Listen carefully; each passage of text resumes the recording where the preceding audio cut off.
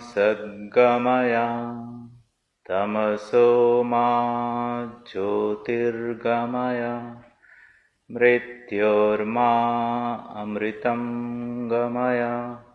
Om Shanti Shanti Shanti. Namaste and welcome to the continuation of this series on talks on mind management techniques. We will continue from where we ended a fortnight back, and if you recall, I had given you something to think about. I had given a little riddle, and let me just recap that, and I hope that we have the same answer.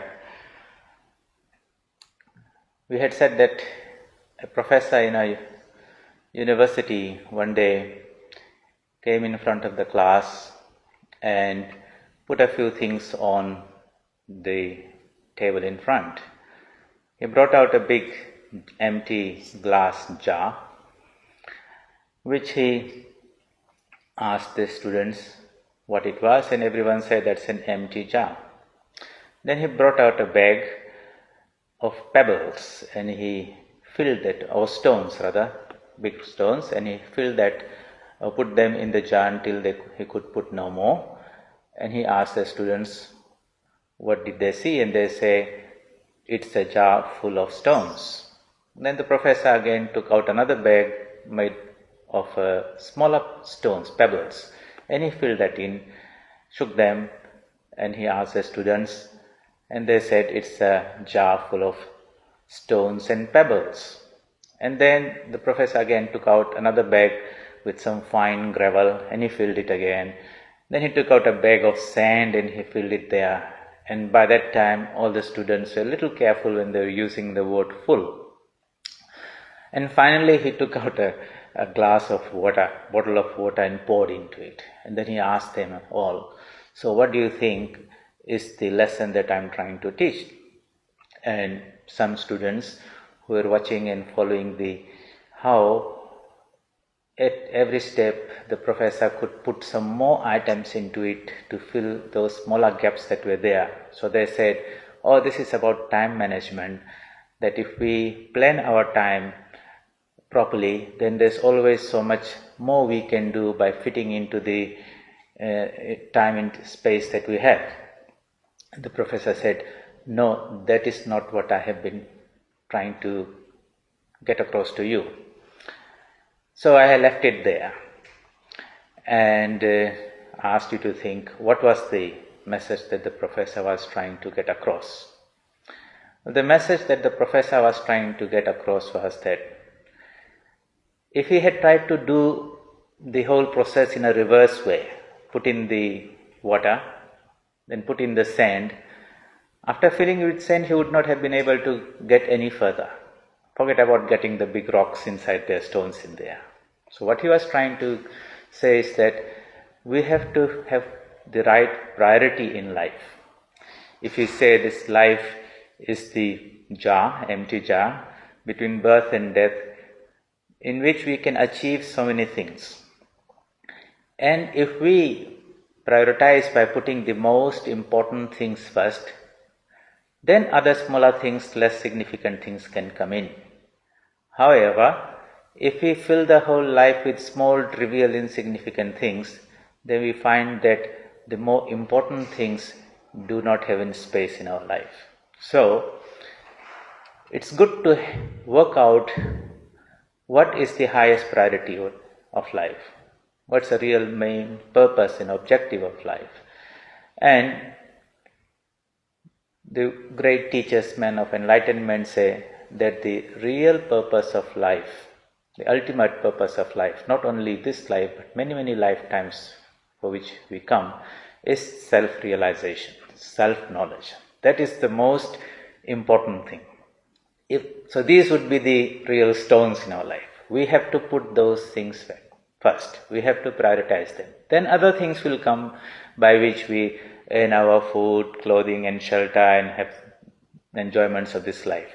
But if we put it in the other way, in the reverse order, then you'll find that we are busy with so many things throughout our lifetime, and when we become old, and then suddenly we realize that, okay, we are going to depart from this world, and the real thing that we were supposed to do has not been done. By that time it is too late. So it's good to reflect now and then about why we are here, what's the purpose of this human life. In the earlier sessions we have been talking about the nature of this self, the real man.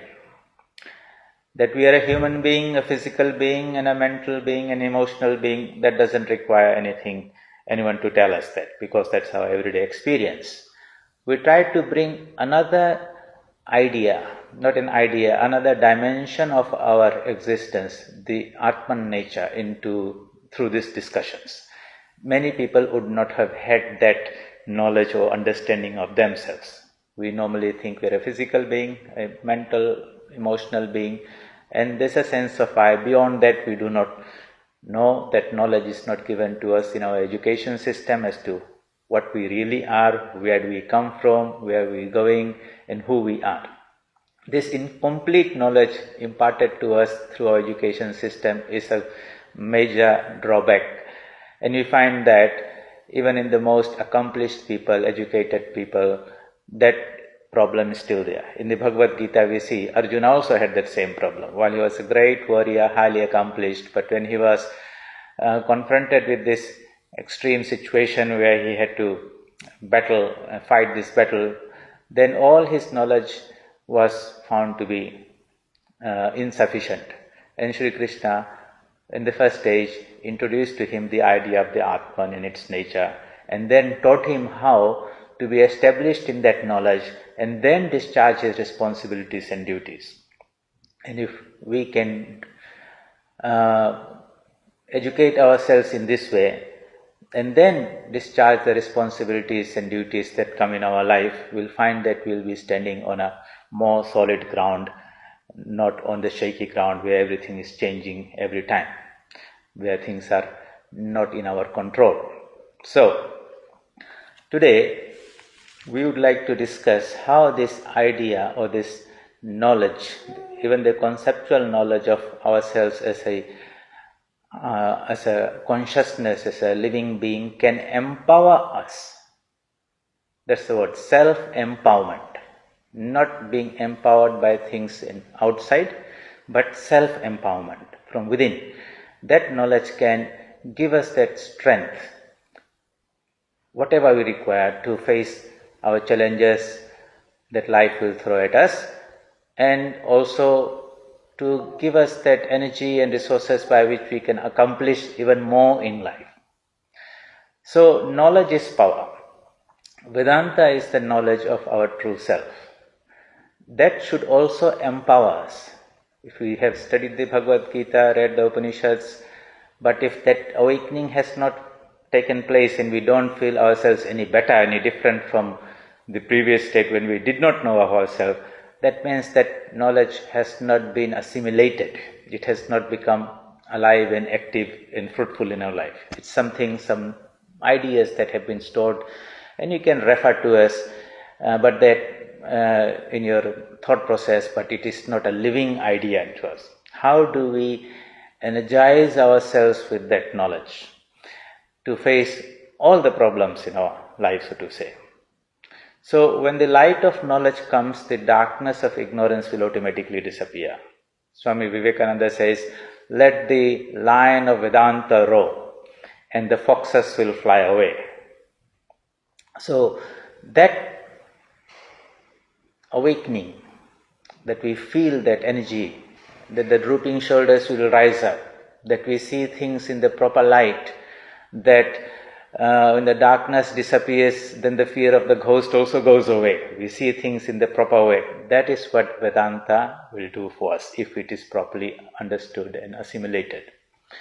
What it does is it deifies the whole world, deification of the world. What it means is that which appears to us as a material world, physical world, human beings, people and all that, behind that is a divine principle. We are not aware of the divine principle, we see the outside facade, the superficial thing. and as such we react to that. Our reaction is always to whatever we conceive to be real. If we think this world is real, then we will react to it. But if we think this world is only an appearance and there's a reality behind it, then we'll react to that reality. Vedanta wants to bring about this transformation of how we conceive of ourselves. What is our conception of who we are? And our conception of God is linked with our conception of ourselves also. So, for example, let us see, how does this knowledge of Vedanta empower us to face or understand or confront one of the problems that everyone is always interested about and all of us will have to face, death itself. It's a topic that many people don't want to talk about. Many people do not know or have a fear to it, because suddenly there will be this event in life. Whether it's a natural death when you go to bed and don't get up, or it could be a virus, or it could be an accident, whatever, but it will simply disturb and unsettle all that I have acquired and worked hard to acquire. And even this body will also go. Who we will be, where we will be, even that is not known. So this is a question that haunts most people's mind. And in the Kathopanishad, Nachiketa also, when he had the opportunity to meet Yamaraj and the king of death, so to say, he asked him the same question. When people die, some say he is, others say he is not. Astiti eke, some people say something remains. Nayam astiti cheke, others say nothing remains. You please tell me what is the truth. So how does Vedantic knowledge empower us to understand it? Knowledge is power. Now, in the framework that we have been discussing over the last so many weeks, we introduced the idea of this self as the Atman. We said that here is this physical body. Behind this physical body is the mental body, where our thoughts and ideas and our samskaras, whatever we have learned, experienced, and the results of our previous actions called our prarabdha and everything are stored in there. Beyond that, we say there is even finer, the knowledge body, where the buddhi or the I sense is there. But beyond that, we are bodiless. That Atman is the fundamental substratum of our being, so to say. The rest is becoming. Being is the Atman, the manifestation of it is becoming. So, the sages who have realized the truth say, this Atman is something very, very profound, and they try to give various types of adjectives to explain. It is eternal, it is immortal, it is ever free, it is infinite knowledge, infinite existence, infinite bliss, is the source of all beauty, all purity, and all those things as far as human language can express, they have tried to explain. And they say that fundamentally that is what we really are, that is our true nature, eternal nature. We never drift, we lose that, but we forget that. How does that forgetfulness comes? Well, we become embodied. Embodiment means putting this layer after layer after layer. So the first layer that we put on is the causal body. Then is the subtle body. The subtle body is the mental body, you can say. And finally, the gross body that we are all aware of. In this gross body are these five senses, jnana indriyas, through which we experience this world.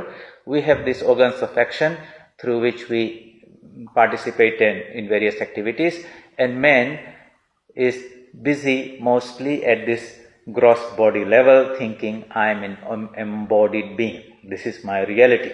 Somehow that true nature of the Atman has become, the infinite nature of that Atman has been covered. It has, with every layer of embodiment, the Atman's glory and power became little bit covered more and more and more, until we have come down to this pitiable condition of a human being, where that infinite knowledge has become little sense knowledge. What we see, what we hear, what we think and all that. The infinite bliss of the Atman has been reduced to this sense enjoyments. The infinite freedom of the Atman, unlimitation, is now so much constrained within this body limitations. And in that prison hole of this body, we are trapped, but we think we are free. Deep inside, in our spiritual DNA, so to say, is that idea of our infinite, innate freedom is there, innate knowledge is there, innate bliss is there, and we are trying to manifest that, but we're trying to work it out at a gross physical level, and that's where the problem is there. By its constitution, this whole world is constantly changing, and that which is changing cannot be permanent, and that which is limited cannot be infinite, and that's why we will never succeed in fully manifesting the Atman nature in the human level. So, what happens? We go through this process of recycling. Recycling means being born. When you say we are going through this, really there are two ways of looking at it. When we think that our reality is the body and inside is a mind and inside there is something called a jiva that will come and go, that is one perspective, the ignorant perspective. The more enlightened understanding of things is that we are the Atman, where we put on these layers of bodies. Just like in the Bhagavad Gita, Sri Krishna says that at some stage the jiva, just like a person who takes his shirt off, likewise the jiva will take off the gross body off. And then he'll put another one on. And from people who are looking from outside, he says somebody is born, a little baby has come in there, and when that body disintegrates or becomes old and dies, then that person has died, we say. What we say should, in more precise language, should say, the body was born, the body disintegrated, but the physical body. But the subtle body and the causal body still remain. And if the impulse or the desire to come back into this physical world is very strong, that I should come and continue here and live here, that force that the desire will force us to embody ourselves again. Or if our karma, that we have done certain actions which need, every action has got a reaction, as you sow, so you shall reap, that needs to be worked out at the physical level, then we are forced to, even if we do not want to, we will be forced to, Sri Krishna says, to come into this embodied state, the environment where we will be born, the family in which we will be born, the experiences that we will have to go through, the lifespan that we will have, that which will determine how long we are going to live. All those things will be determined by our own samskaras and previous karmas. So, when we do not know, then we think, the fate has written, or destiny has written. Who has written that destiny? Not some other being, God or somebody there. We ourselves are the creators of our own destiny. If we are mindful of our actions, that every action has a consequence and a reaction, and then we have some control over our future lives also. But if we are not, then everything is just going on in the cycle, is an endless loop, so to say, it goes on. Now, when we die, because that's a situation that many people are very much afraid of, because it's the fear of the unknown. So let's explore that from this Vedantic point of view. In sciences where the subject of birth and death is discussed is called eschatology. Vedantic eschatology is different from the traditional way we understand ourselves. Here we say, the Atman is never born, it never dies. It's a permanent reality. That is the ocean. That ocean breaks into waves. You and I are different waves. The surface of the wave has got multiple layers, so to say. And the first manifestation layer is the causal body, then the subtle body and the gross body. The gross body is one we are very much familiar with. We are working through this. When this physical body dies, what remains is the Atman covered with the other two bodies. But if you understand that each level of embodiment curtails the manifestation of the inner divine nature of the Atman, then if we remove the outermost one, the grossest one, you would expect the light will shine out even more. You see, if this is life and there is a certain manifestation of intelligence and knowledge and freedom that we experience. When this gross physical body falls off, then the knowledge, the sense of freedom that is now sort of curtailed by only the causal body and the subtle body will be even more. That means, if this is life, the stage after the event of death will be even a greater manifestation of that knowledge. You are not going to go into darkness, but into more light, so to say. So it's not something to be afraid of.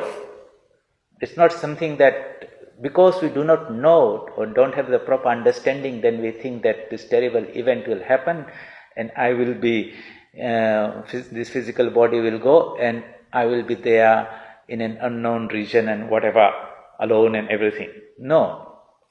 We will be closer to our higher self.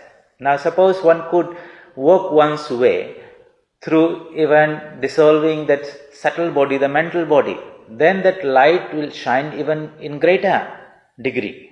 And so these various levels of existence that are there. Here is this gross world where we are trapped in a physical body. Now if our karma is very good, we have done a lot of good work and all that, and this physical body falls off, then we are living in a subtle body where there's a greater degree of knowledge, a greater degree of bliss. We call that place a heaven.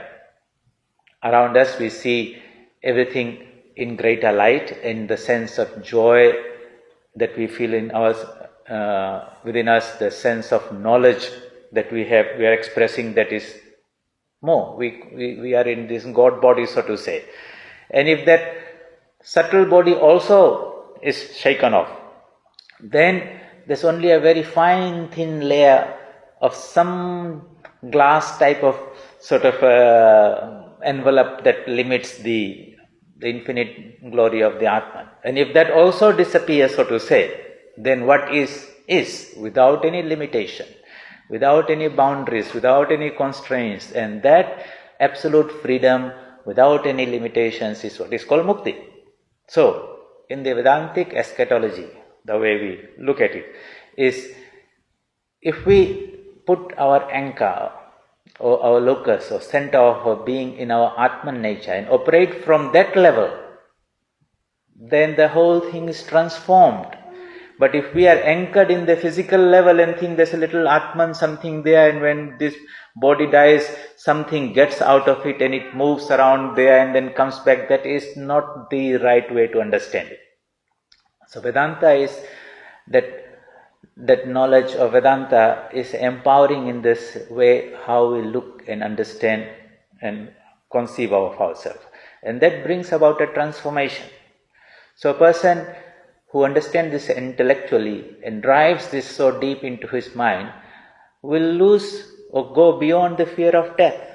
Death is not something to be afraid of. Actually, if all the three bodies disappear, then only I will be in that disembodied and ever free state. So then his effort becomes how to prevent coming into this body again and again. Not how I want to remain here in a better way. The whole thing is re-engineered. So he says, look, this is a very low level of existence compared to my eternal nature. No matter how long I live, still death will come and take this away. No matter how much we know through our senses and through our intellect, that is very finite, limited knowledge. No matter how much I enjoy through our senses, that is a very small, finite amount of bliss compared to the infinite nature. No matter how much freedom that I express here, that is incomparable to the infinite freedom that is my nature. So everything here is a limitation. And no one can forever live in a state which is separated from one's true nature. We will always have to go back to what we really are. So, once that is understood, then we are very mindful and very alert about the true integrated understanding of who we are, and this time it is anchored in the idea of that we are the Atman, ever free. We might have forgotten it over many, many lifetimes, but that can never be taken away from me also. So that is very, very empowering. It's not that we are a sinner and we are born here and our nature is sinful. No, our nature is that we are eternal and immortal, and the very essence of beauty, purity, goodness. That is our something that cannot be taken ours. That is our true nature. So how do we drill that idea deep into our mind? Because a very empowering idea. When problems come in life, every time you remind yourself of that truth of the Atman, then you'll find that the lion inside wakes up and sheds off all these small problems that pale away into insignificance. If we don't have that knowledge, then what happens is a small problem in this world will be magnified and magnified until it will crush us and we feel we are gone through it. So we have this power of self-empowerment, and that comes through this idea of the knowledge of the Atman, or the self of consciousness, because that's where the real strength will come from. So in the Vedantic tradition, we try to drill this idea. We listen to this again and again. We read about this. We think deeply about this. We contemplate on this until this idea becomes alive, so to say. It's only when it becomes alive that it will begin to function for us. Otherwise, it is some information that is stored in our head. So, we've seen how this idea of the nature of the Atman empowers us to transcend the fear of death. Conceptually, at least we have understood this is how the mechanism operates, nothing to fear. But what we want is to have this experientially, anubhuti. Religion is not subscribing to certain faith, belonging to a church or temple, or having a particular label that I belong to this. Those are things we just pick up in the society or community where we are born.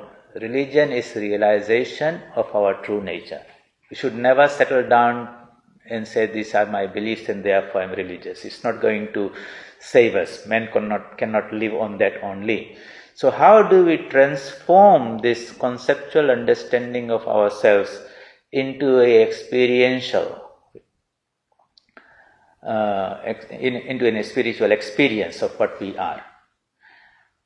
For that, we go to the next stage or the final stage, which is sadhana, spiritual disciplines that will bring about that transformation. So if we just stopped with the intellectual understanding, the Gita, reading the Upanishads or the Bible and all those things, then we are educated, not enlightened, so to say. And if the journey stops there, just with the intellectual understanding, we are reading the books, we are listening to the lectures forever, 20 years, 30 years, 40 years, but we are not meditating, we are not putting those into practice, it's not empowering me and transforming my thoughts, my words and deeds, then you can say it is not, the medicine is not working. So, every spiritual seeker has to, at some state, wake up to that and say, we should not stop, we should go forward. And every now and then one must do an audit of our spiritual journey. Sri Ramakrishna explains this beautiful parable. It's good to remember that. He says, this little parable of the story of the woodcutter. There was this poor man who would go to the forest every day and cut a bundle of firewood and bring it and sell it in the marketplace. One day when he was returning from the forest, he met a brahmachari who said to him, go forward.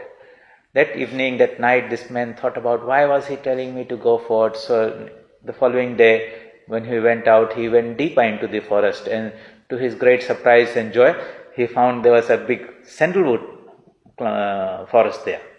And sandalwood is very, very expensive, so he brought out a bundle of sandalwood and sold that and made more money. And every day he went into the same forest, but he always went deeper to the sandalwood forest and became very rich.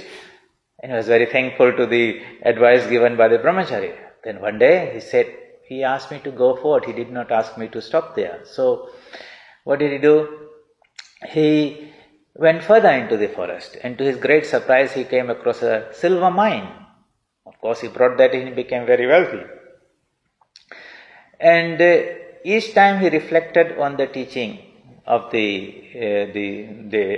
advice of the brahmachari, he went deeper and he came across some gold mine and diamond mine. So what Sri Ramakrishna is trying to tell us that, yes, most of the time we are anchored in this physical body level, cutting ordinary wood, so to say. If we go deeper into ourselves, we'll find that there are more and more profound dimensions of our being. Ultimately, we come face to face what is our true nature, the Atman nature. This progress, this journey, inward journey of diving deeper into ourselves has to happen. Otherwise, if we just are born in a physical body, live in that, catering to our basic food, clothing and shelter, and then departing from this body, this world, without making any ascension or going little higher, closer to our spiritual self, then we have not really achieved much of what is our ultimate destiny, of the purpose of this human life. So we have to be very mindful of that.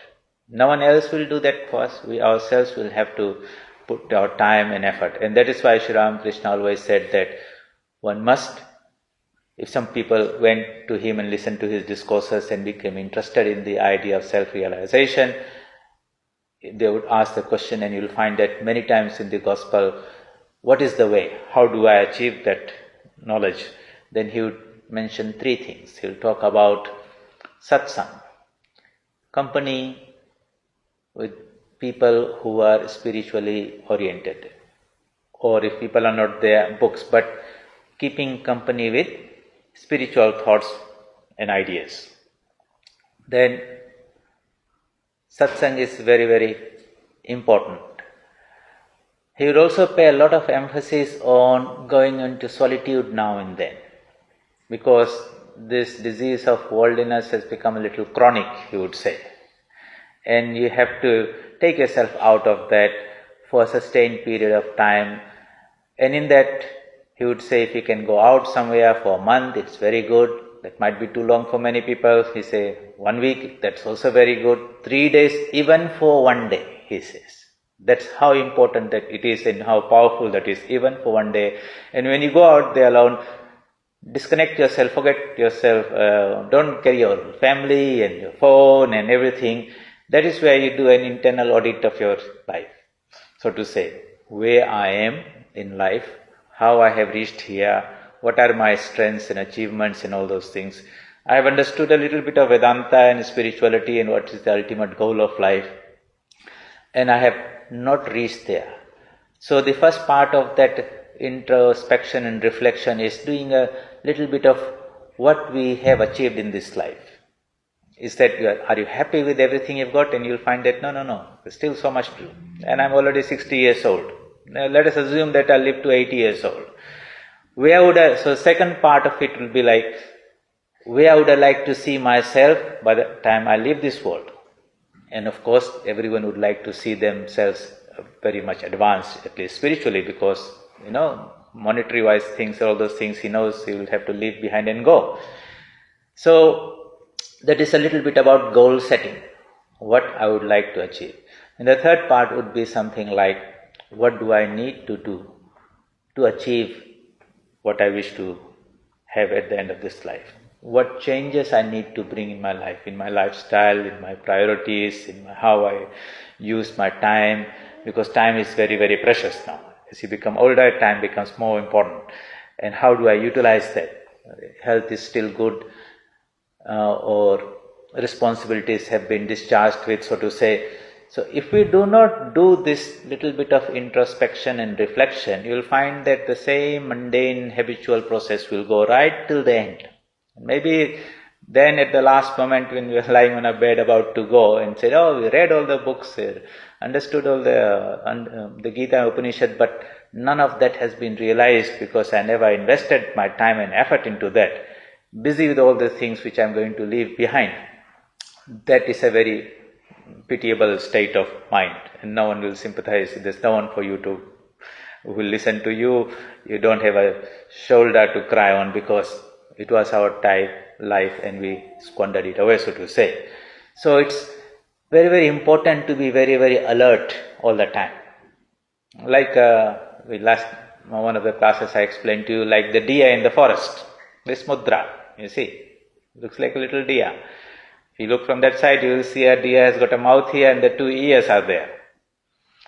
Okay, it's symbolized of being totally alert at all the time. Like a deer is grazing in the forest, she knows there are dangers around, some tigers and lions might be there, and if she is not alert, one of them might get hold of her and have for the meal.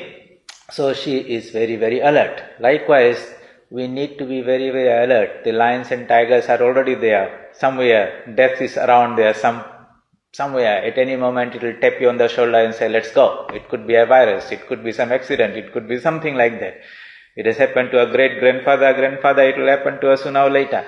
How do we maintain a degree of alertness so that we can confront death when death comes without any fear, because we have realized within us something which is deathless? That process is very, very important. No one will do that for us. The husband will not do it for the wife or vice versa.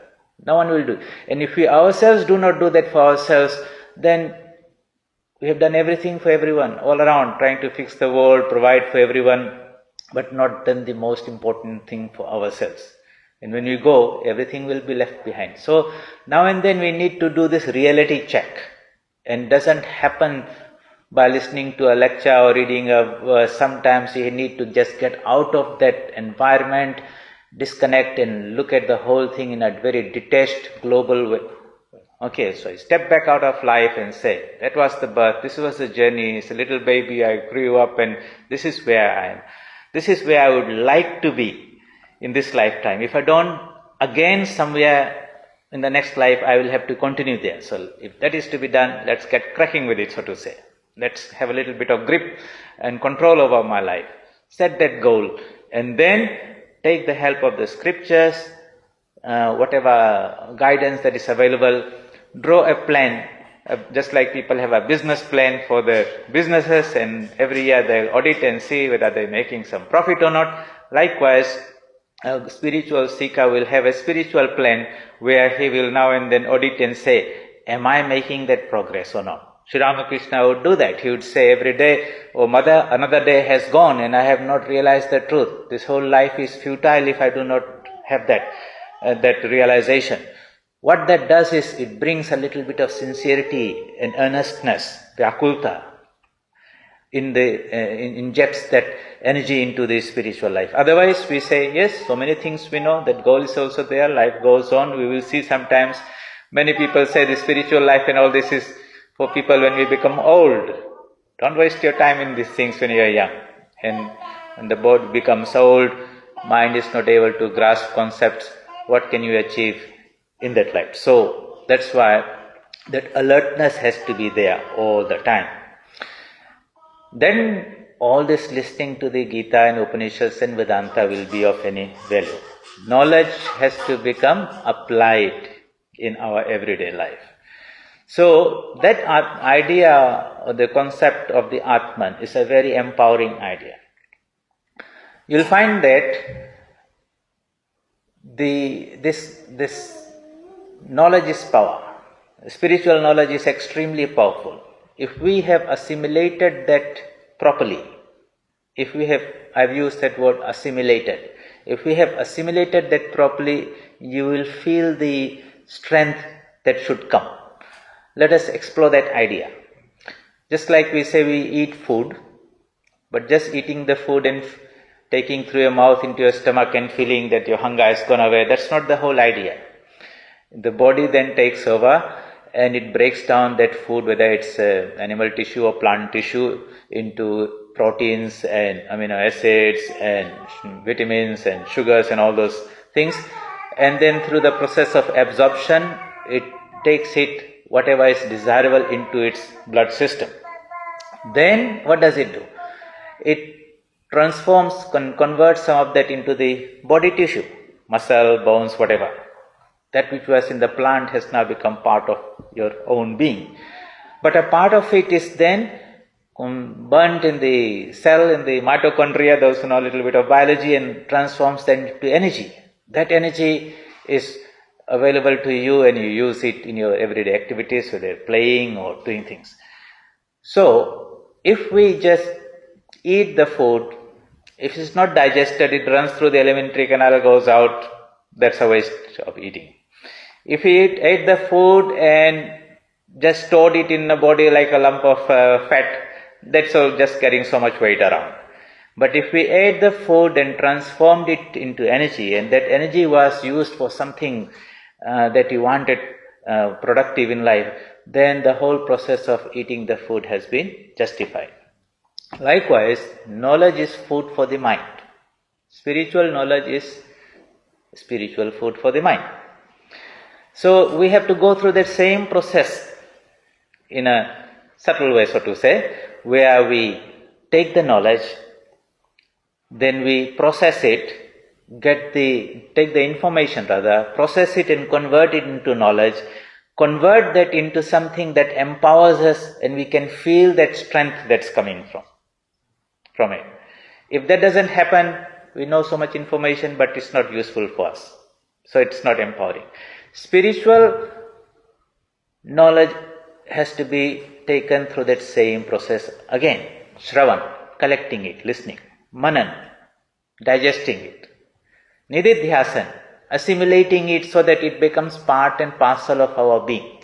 And that knowledge becomes a foundation, and we can see its expression in everything. Then and then, reading and studying the scriptures and all those things have been fruitful. And we have to do our own understanding, a review of ourselves, how deep, how far we are able to take that. Otherwise, we'll be very easily caught into these rituals and ceremonies and doctrines and dogmas and festivals and all those things, and think this is religious and I'm a Hindu or I'm a Christian or Muslim and all those things. None of that is going to be, that's just like cutting the little wood. You have to go deeper and deeper and transform that knowledge into a spiritually self-empowering thing. So let us look at that idea. What does it really mean to assimilate that spiritual knowledge at a deeper level? Especially the idea of the Atman nature. Because we all want strength. Swami Vivekananda has said, strength is life, weakness is death. At every field. Those who are strong physically are not affected by problems or challenges outside. It's, for example, even in this situation where this virus is there. If I have a very strong immune system, when the virus comes, like there are so many viruses and bacteria around there, but my immune system is so strong that it doesn't get overpowered by that. But if for any reason that immune system has been compromised because of old age or lifestyle or whatever reason, then a little virus bacteria can come and destroy this body. So strength is life. At the emotional level, you find that some people are very strong emotionally. So little problems and things in life don't unsettle them. Others are very, very weak. And you'll find that very sensitive people. You say a little bit and they lose their balance, they overreact and all those type of things. Very touchy. Okay. And others are there, you might criticize them, you can't unsettle them. They are embedded in their inner strength. So you'll find two types of people there. Those who are very weak inside will develop an external protective shell outside. It's a defense mechanism, naturally. Those who are very strong inside will have a very soft exterior outside. They don't mind you talking to them and commenting them, even criticizing them, they can take it shrugging. It's just like an egg, which is very delicate inside but requires an external protective shell. You break that shell, the egg is destroyed. So they're very, very protective. Such people are there, very vulnerable inside, but outside they'll have a defense mechanism and a mechanism to fight back, like they'll get angry. If you say something, they'll walk out of that place because they feel very, very vulnerable when confronted with new ideas from outside. Those who are very strong within You'll find they're very happy, go lucky, jolly people. You can talk to them, you can comment on them, criticize them. It doesn't touch them. So, inner strength is what you want. And the self-knowledge gives us that inner strength. Otherwise, if that is not there, then we will build all these external shells as a protective barrier and always be fearful. So what we want is strength. Physical strength, mental strength, intellectual strength, moral strength and spiritual strength. And where will strength come from? Not from outside. It comes from inside, subjectively. So the application of this Vedanta in this modern age, we can see it can help us in so many levels. Okay. For example, if we want strength, how do we bring that strength? If we say the strength is inside us, how do we manifest it out? Everyone wants to be strong, isn't it? We were talking about this idea of mental health with a group of people because that's a big issue nowadays, especially among youth and all that. Everywhere you will see. And there are all these grown-ups, experts in their various fields are telling we should do this and we should do that and all that. There was a young boy who was sitting there and said, let's stop and ask him. What does he say? A high school student. He said, Swamiji, what you are telling, that our principals and teachers are also telling. Everyone is telling the world is not a bed of roses. It's a harsh place. You need to be tough. You must have resilience. All those nice words. You must be resilient. You must be this. You must be that. But no one is telling me how to become resilient. What's the process by which I will develop that inner strength? And you think about it. Everyone sets the goal for you. They don't give you their journey, they help you to achieve that goal. So it's simple. Let us walk through this. Maybe we will not be able to finish this today, but it's a good idea and something relevant. If we said we wanted to become strong physically, what would you do? Everyone says, oh, I will go and get myself enrolled in some gymnasium. There, all this right equipment is there. Available for various parts of the body to exercise, and we have the instructor who knows the whole science of it, and he'll set up a little program, and I will follow that sincerely. And in time, because I've seen others who went to the gym, they have become strong, I too can become like that. So what we require is exercise. The potential for the muscle that's inside the body is there to develop, but it's exercise that will bring it out. Exercise. Okay. So just having a lot of exercise is not good enough. Every day you go and do without taking good food, you'll probably become more weak than strong. So along with exercise, we require good nutrition, good food. Okay. So we have a little formula. Food, nutritious food, exercise, plus exercise in a systematic way with rest and break. You don't do it every day and overdo it, 10 hours like that. Over time, perseverance and patience in time will bring out these muscles that are hiding inside you. The biceps and triceps and all begin to manifest itself. No one has to come and tell you that you are becoming strong. You can feel it. You're lifting things, heavy things and all that. That everyone knows. How do we make ourselves mentally strong? The same process is there. The food for the mind is knowledge. In our education system, it has been put systematically there for us, so that the right dose is given. Just like for the little baby, you have this Cerelac and baby food, and then you work yourself up so that as the digestive system develops. Likewise, mathematics is taught from class 1 to year 12 or university. But it is graded in a systematic way, just like the instructor in the gymnasium will say you start with 5 kgs, then you will make it to 6 or 10 kgs step by step, otherwise you will do harm to yourself. So the education system has designed and separated all this knowledge into subjects like maths and chemistry and physics and biology, then it has graded them all there, the teachers are there, and that knowledge given in small doses is food for the mind. We process that, we study that, we wrestle with that, and that's why at the end of every chapter in a textbook there is something called exercises. There are even books called exercise books, where you will exercise those mental muscles, so to say, and if you do it with great perseverance and all that, by the end time you come out at the high school or university level, that capacity of the mind to grapple and wrestle with those ideas has become so strong that if something comes, you say, I can lift that up, I can understand that, I can manage that. We had a formula. Food, which is knowledge for the mind, plus exercises. Those students who do the exercises sincerely will learn or master it, brings out the mental muscles to say. We become strong. Complicated situations we can understand. Then comes, so the same formula is working. At the spiritual level, if we want to make ourselves spiritually strong, can we apply that same formula? Yes. What is spiritual food? That knowledge that is given to us through the scriptures, the Gita and the Upanishads and all those. That is food for the soul, so to say. What are the exercises by which we process that and assimilate it? Those are your spiritual disciplines.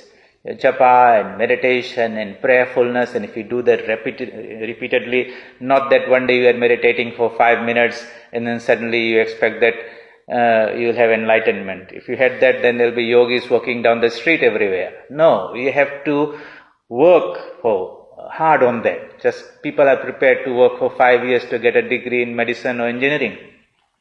So many hours, late nights, and if you ask them to do a little bit meditation, they say, oh Swamiji, we don't have any time for that.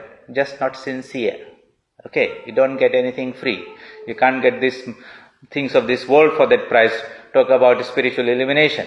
It's just saying that we are not serious about it. Those who are serious about it will invest their time. So there we go, spiritual knowledge, spiritual exercises are there, spiritual disciplines, and that awakening of spiritual illumination on realization will come in its own natural way. We will become physically strong, we become intellectually strong, we become spiritually strong. Of course, the discussion was about mental issues. How do we make ourselves emotionally strong? Okay, because that's an area that's not taught at our home, in our school, and that's why people are very, very weak in those areas. Little things unsettle them. It could be somebody who is aspiring to become a doctor, engineer, which requires 95% marks. If he gets 93, he thinks the whole world has collapsed, life has no value in nothing, and suddenly they do something crazy and everything is lost. We taught them everything, but we didn't teach them some life skills by which they can handle successes and failures and all those things. So, this same spiritual knowledge can bring about empower us with that inner strength. But we have to understand where the exercise will come from.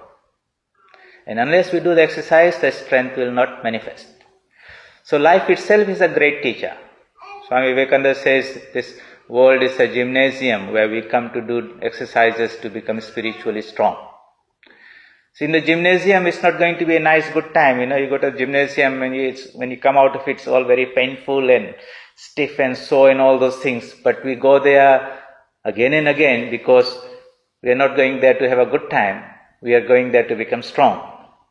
So in this world, you'll find life throws many, many exercises for us. Sometimes we embrace them knowing that out of that exercises we become strong. But if we don't understand the idea that strength is the goal, then we try to dodge them and escape them and manage them, sidestep them and all those things, skirt around the exercises, and therefore we don't develop that strength. So how we look at life, what is our perception, can change the whole thing. And if we understand that the purpose of life is self-realization, realizing that the Atman is within me, not as an idea, but it becomes real for me. Right now, this world is real, I experience it. God, do I experience it? No, it's an idea somewhere there. It's not my everyday experience like Sri Ramakrishna or Buddha or Christ experience. Realization means God will be experienced like I'm talking to you, you'll be able to talk to Him, and the world will fade away into a dream type of thing. How does that transformation take place? That would be realization, God realization. Sri Ramakrishna would talk to the Divine Mother, have the conversation with her, ask her for everything. Okay, and he would say, she is present in everything, everywhere. She sees her first and the world as something painted on her. We see the world and have a little bit of idea of something behind it. How do we re-engineer this? So, that would be the journey in the spiritual progress. We will take this discussion from here on and try to work a little bit of its application in the field of developing or strengthening the other two dimensions of our being. We discussed about the physical dimension of our being. We discovered a little bit about the intellectual and spiritual. The other two, the moral and ethical dimension of what we are and the emotional aspect of our being. If we can holistically exercise ourselves at all levels, then our strength and wellness would be a fully integrated being. In Hindi, when somebody meets you and asks you about your welfare, are you keeping well or something, they will say, Aapka swasth kaise? Aap swasth hai ki nahi? Aap swasth hai. Swastha, very profound meaning and sense. Swa means yourself, real self, Atman nature. Stha means to be established in. The question is, are you established in your true Atman nature? But many people will think that the body, so that if they're feeling physically good, they say, yes, I'm healthy. We're talking about not only the physical health, but integrated wellness, so to say. That is the WHO definition of health: physical, emotional, intellectual, moral, and spiritual. All that should be within the framework of wellness, and at the core of it is the spiritual powerhouse from which we draw that spiritual energy, whether it's knowledge or beauty or purity or happiness or strength or knowledge, whatever you want. If we are not connected to that source, then we get a little bit of energy. It's like an ordinary battery that you buy. After some time it drains out of power, it's discharged. But if you are connected to the power source, like, to the 240 volt, then we can draw as much as you want. How do we connect ourselves to that fountainhead of spiritual power that is within us, which can again manifest at all these levels, from which the energy will nourish and keep us fully energized at the intellectual level, at the emotional level, at the moral level, and even the physical level. So the process has to be re-engineered, so to say. And spiritual life is about making that connection and bringing about that manifestation of that power from within. Not from physical to spiritual, but from spiritual to physical. Meditation, japa, prayer are the exercises for the spiritual growth and development. But the other two dimensions of our moral and ethical being, dimensions of our being at the moral and ethical level and the emotional level, where most people are found to be wanting, because our education system does not empower us or train us systematically in that, but still needs to be developed. We will discuss that a little bit more in next Sunday's class. The next Sunday's class would again be at 11 normal time on Sunday. Until then, reflect on these teachings, and I hope this try to digest them, try to assimilate them, try to apply them and put into practice, and try to feel that strength that should come from this Atman, or knowledge of the Atman from within. Om Asato Ma Sadgamaya Tamaso Ma Jyotirgamaya Mrityorma Amritam Gamaya. Om Shanti Shanti Shanti. Hari Om Tat Sat. Shri Ramakrishna Arpanamastu.